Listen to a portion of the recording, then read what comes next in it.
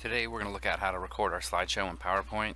Before you actually start recording, I want to make sure that you, in the upper left hand corner, make sure that this autosave is switched to on, and you should have this the save icon with the two circular arrows, making sure that your file is saving to the cloud. You don't want to save it to your computer. You want to make sure it's actually saving to your OneDrive. So if I did here, save a copy, you want to make sure that you're saving here to your OneDrive and clicking save.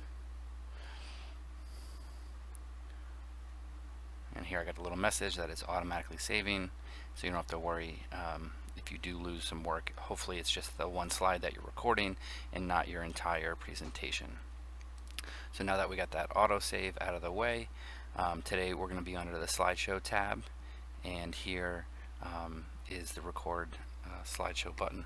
So if I click on it, it's going to take me into the record mode. One tip about recording, you do want to leave yourself some time at the end of the slide, because sometimes it will cut off what you're saying if you don't. So here, if I want to record, I can start to record here. I do encourage you to use these notes. Anything that you type in the note section of the slide, which I'll show you in a second, will show up here as you're recording. So you can fully script it out and read right from your notes that won't appear when you're actually recording the slide. And here you can bump up the size of your notes to make it easier to read. Obviously here you have record, stop, and replay the slide. You can clear the slide of any recordings. And here you have some additional things where if you want to use your camera and obviously whatever microphone you're using, in this case I'm using a headset, so it sounds a little bit more clear. Once you do start recording, you do have the option to use your digital inking. You do only want to use that when it makes sense. If you're trying to call out or hide something, you don't want to use it just to write, because it's going to be distracting to the viewer. So I'm going to go ahead and just exit out. So if you needed to make an edit to the slide, to the text, a picture, you can just X out. And here I'm back into the actual slides. If I pull up from this double arrow at the bottom of the slide, here are my notes. And as I said, anything I type here will show up as I record. So then if I went back into recording, I should see those notes right there.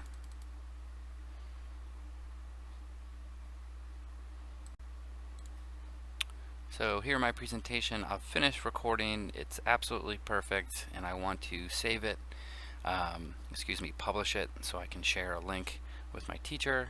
I'm going to go to File and then Export. And under Export at the very bottom we have this option here to publish to Microsoft Stream. This is very similar to YouTube, except the videos can only be seen within our Foxborough Public School system. So I'm going to click Publish to Stream. Here I'm going to give it a title. You can description if you want.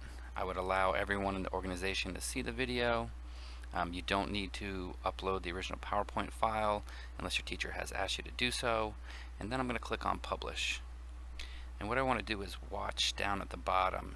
Assuming you have recordings on each slide, this might go a little bit slower, this little status bar at the bottom, and it may take some time. Since we're dealing with video, it's going to take a little bit for it to save. So you're just going to watch this for a few minutes and let it save and publish to Stream.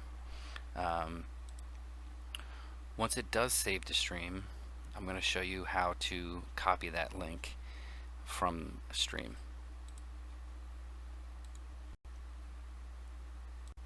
So here you can see my video is just about done saving and publishing to Stream.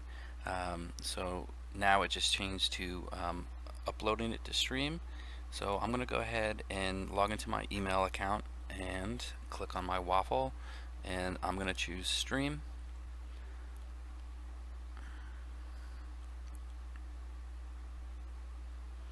And once I'm in Stream, I'm going to go up to the top here, and under my content I'm going to go to videos.